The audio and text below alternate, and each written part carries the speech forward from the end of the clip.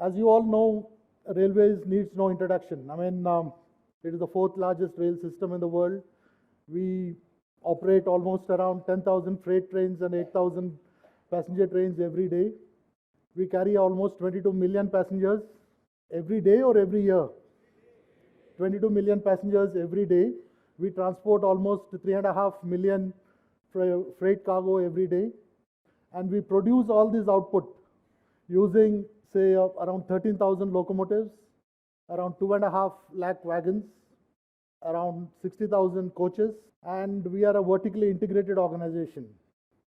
And a question must arise in your mind that how a centrally monitored organization like railways, a vertically integrated one, is managed. Did anyone ponder to think as to how railways ever managed?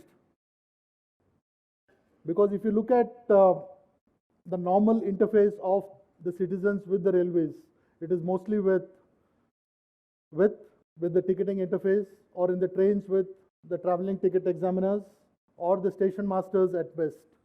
But railway is much beyond. And that is the world which probably I would like to expose you to.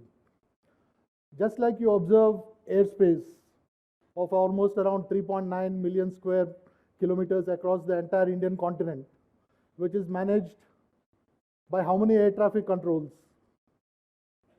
Managed by around 6 major air traffic controls for the airspace, and the ground by almost around 140 air traffic terminals at the local airports.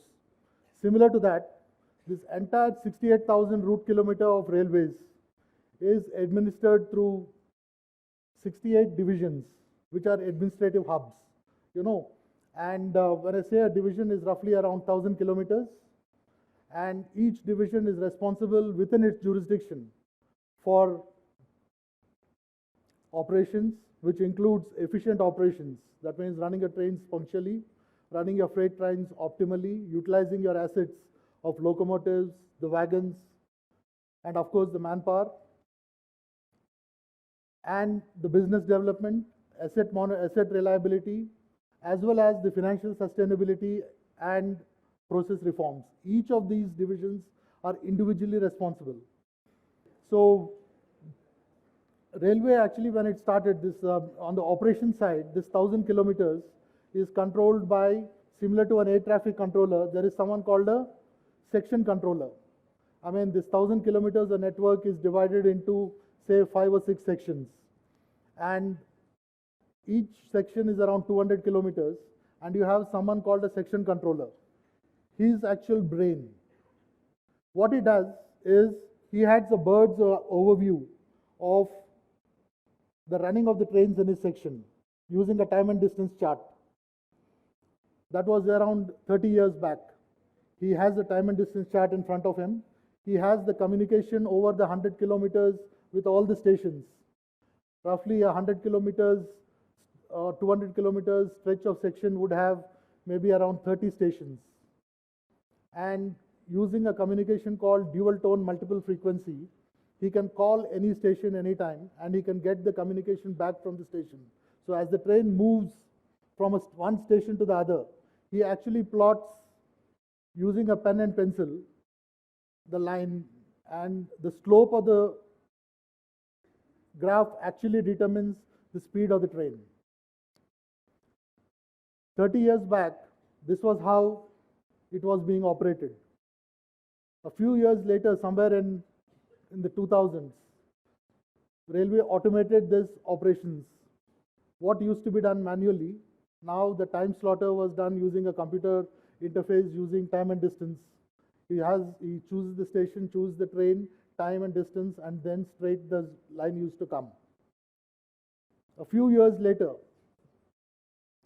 as the train passes the signal, there is something called track circuits and data loggers, where the data is actually captured automatically and comes into the chart. There is no intervention by the section controller. And now, today as we stand, each locomotive is fitted with what we call RTIS devices, that is real-time information system devices, in collaboration with ISRO.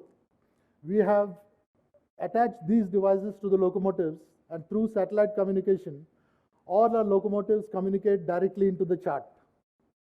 So this is the progress what has happened on the rudimentary or bare operations front. Our computerization journey started in 1986. Before 1986, railway was fully on a manual mode. And just imagine how the railway used to be run. How can a network which is centrally managed be organized geographically in such a diverse manner and managed on a daily basis? Railway organized its hierarchies at the field, what we call the divisions, at the zones, and at the railway board, and the flow of information about the position of the freight, position of the trains, used to flow in the morning every day manually. Many of you may not imagine that there used to be a person who used to take the position of the trains at every station at midnight. And for freight operations, which are more complicated than passenger trains, which are timetabled,